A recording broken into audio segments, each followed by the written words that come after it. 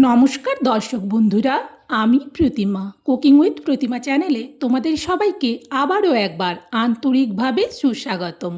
আশা করি বন্ধুরা তোমরা সবাই খুব ভালো আছো, সুস্থ আছো। আমিও তোমাদের মতো ভালো বন্ধু পেয়ে খুব ভালো আছি।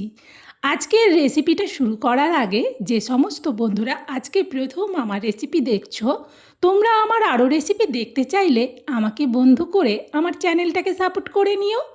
তাহলে খুব সহজেই আমার জানা রেসিপিগুলো বাড়িতে তৈরি করে নিতে পারবে। আমার রেসিপিগুলো যেমন সহজ বানানো তেমনই টেস্টি হয়। চলো তাহলে আজকের রেসিপি দেখো। আজকে আমি মিষ্টি কুমড়োর ডাঁটার রেসিপি তোমাদের সাথে শেয়ার করব। অনেকেই মিষ্টি কুমড়োর ডাঁটা খেতে চায় না, এর গাটা একটু কাঁটা কাঁটা টাইপের হয়, কিন্তু এইভাবে রান্না করলে দুর্দান্ত টেস্টি হয়। আমি এখানে মিষ্টি কুমড়ো ডাঁটার অনেকগুলো ডোকের দিকের অংশ নিয়েছি। এবার সেই ডাঁটাগুলোকে ভালো করে আমি আগে একটু পরিষ্কার করে নিচ্ছি। বন্ধুরা, তোমরা কিন্তু কেউ রেসিপিটা স্কিপ করে দেখো না, তাহলে বুঝতে পারবে না যে এই মিষ্টি কুমড়োর ডাঁটাটা এই পদ্ধতিতে রান্না করলে এই একটা রেসিপি দিয়েই কিন্তু গরমে ভাত খাওয়া একেবারে জমে যাবে। দেখো, তোমাদের সাথে কথা বলতে বলতে আমার কিন্তু সব ডাঁটাগুলো পরিষ্কার করা হয়ে গেছে। এবার আমি এই ডাঁটার সঙ্গে আজকে দেব মুসুরের ডাল। আমি এখানে আন্দাজে 150 গ্রামের মতো ডাল নিচ্ছি। এবার এই ডালটাকে সবের প্রথম ভালো করে ধুয়ে নেব। তার জন্যে আমি কড়াইতে জল নিয়েছি। এবার এটা ভালো করে 3-4 বার জল পাল্টে রগড়ে রগড়ে ধুয়ে নেব। ধুয়ে নিয়েই কিন্তু আমি ফিরে আসছি।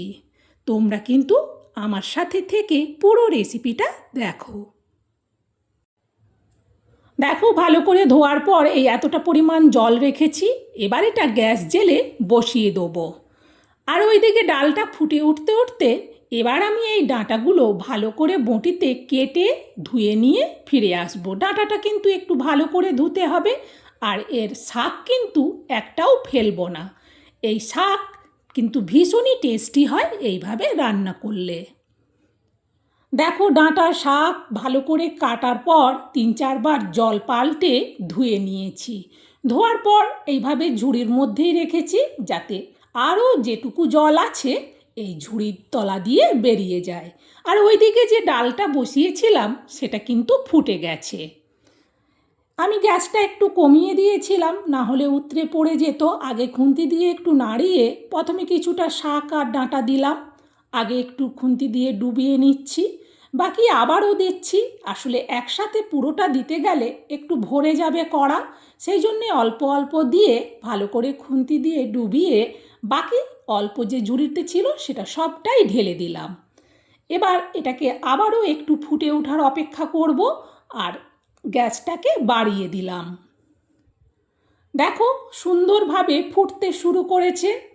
এইভাবে ভালো করে কিন্তু ডাঁটা, শাক আর ডালটাকে সবের প্রথম সেদ্ধ করে নিতে হবে। দেখো, এইভাবে যখন ফুটে যাবে তখন এতে কিন্তু দিয়ে দেবো আমি পরিমাণ মতো লবণ। শুধু লবণটা দিয়ে দিলে কি হবে, এই ডাঁটা আর পাতা আরও কিন্তু অনেকটাই কমে যাবে। আর যদি লবণটা দিতে দেরি করি তাহলে কিন্তু যেন মনে হবে ডাঁটা পাতা কমছেই না। সেই জন্যে দিয়ে দিচ্ছি পরিমাণ মতো লবণ। লবণটা দিয়ে দিলে কিন্তু শাক আর পাতা ডাঁটাগুলো সব কিন্তু কমে যাবে। দেখো, সুন্দরভাবে তরকারিটা ফুটে গেছে। একটু না দেখতে সাদা সাদা লাগছে, সেই জন্যে এখন অল্প হলুদ দিচ্ছি। আবারও পরে হলুদ দেব, কিন্তু এখন অল্প দিলাম। হলুদ দিলে কিন্তু বেশ সুন্দর কালারটা হয়ে যায়, আর তখন দেখতে সাদা লাগে না। দেখো, হলুদটা দেওয়ার ফলে কতটা সুন্দর হয়ে গেছে। এই ডাঁটা শাক কিন্তু ভালো করে সেদ্ধ হয়ে গেছে।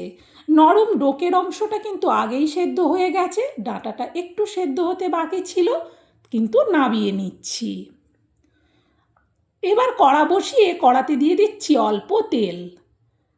খুন্তি দিয়ে তেলটাকে কড়ার উপর পর্যন্ত চাড়িয়ে নিলাম। কড়া তো গরম ছিলই, তেলটাও গরম হয়ে গেছে। দিয়ে দিচ্ছি এতে শুকনো লঙ্কা আর তেজপাতা, আর দিয়ে দেবো অল্প গোটা জিরে। 1 মিনিটের মতো ভেজে নেবো লঙ্কা আর জিরেটাকে। এরপর দিয়ে দিচ্ছি পেঁয়াজ। এখানে একটা বড় সাইজের গোটা পেঁয়াজের কুচি দিলাম। এবার পেঁয়াজ কুচিটাকেও ভালো করে ভাজতে থাকবো।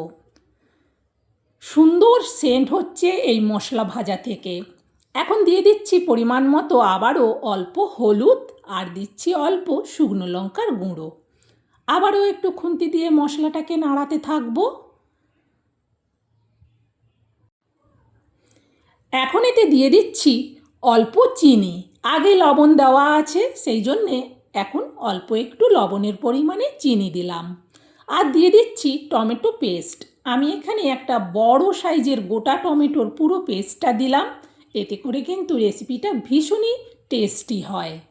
টমেটোর একটু জল জল ভাব হয় পেস্ট দিলে। এবার গ্যাসটাকে বাড়িয়ে ভালো করে টমেটোর জলটাকে শুকিয়ে মশলাটাকে কষিয়ে নেব।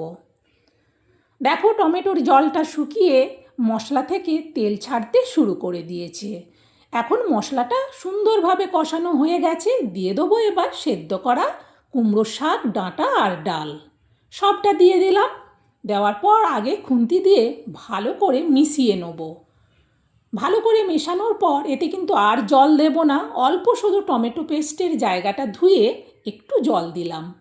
এবার ভালো করে এটাকে নাড়াতে থাকবো, আর মশলাটা যাতে পুরোটার মধ্যে সমানভাবে মিশে যায় সেই জন্যে খুন্তি দিয়ে এইভাবে ঘোরাতে থাকবো। এখন এটা ফোটাটা কমে গেছে, তাই যতক্ষণ না এটা সুন্দরভাবে ফুটে উঠছে ততক্ষণ এইভাবেই নাড়াতে থাকবো। দেখো তরকারিটা আবার ফুটতে শুরু করেছে। ঠিক এই রকম সময় দিয়ে দেবো ভাজা জিরে গুঁড়ো। আমি এখানে হাফ চামচ ভাজা জিরে গুঁড়ো দিলাম। এটা কিন্তু প্লেন জিরে গুঁড়ো, এর সাথে আর অন্য কোনো মশলা মেশানো নেই। এবার শুধু একটু ভালো করে তরকারিটাকে ফুটিয়ে নেব। আর এই রেসিপিটা এতটাই সুন্দর হয়, এইটা দিয়েই কিন্তু পুরো ভাত খাওয়া হয়ে যাবে। এখন এটা হয়ে গেছে, নাবিয়ে নিচ্ছি। যেহেতু তরকারিটা অনেকটা, সেই জন্যে এরকম একটা বড় স্টিলের বাটির মধ্যে আমি ঢেলে নিচ্ছি পুরো তরকারিটা। বন্ধুরা, এইভাবে মিষ্টি কুমড়োর ডাঁটা শাক মুসুরের ডাল দিয়ে রান্নাটা করলে দুর্দান্ত টেস্টি হয়। একবার আমার দেখানো পদ্ধতিতে বানিয়ে দেখো, স্বাদ মুখে লেগে থাকবে। আমার এই রেসিপিটা তোমাদের কেমন লাগলো সেটা কমেন্টে জানিও। ভালো লাগলে একটা লাইক দিও। তোমাদের একটা লাইক রেসিপি শেয়ার করার উৎসাহ আমার অনেক বাড়িয়ে দেবে। সেই জন্যে একটা লাইক দিও যদি ভালো লাগে। আর তোমরাও রেসিপিটা শেয়ার করে দিও, যাতে এইভাবে মিষ্টি কুমড়োর ডাঁটা শাক মুসুরের ডালের রেসিপিটা সবাই বাড়িতে বানিয়ে খেতে পারে। আজকের মতো রেসিপি শেষ, আবার অন্য রেসিপিতে দেখা হবে। সবাই ভালো থেকো, সুস্থ থেকো, টাটা বন্ধুরা।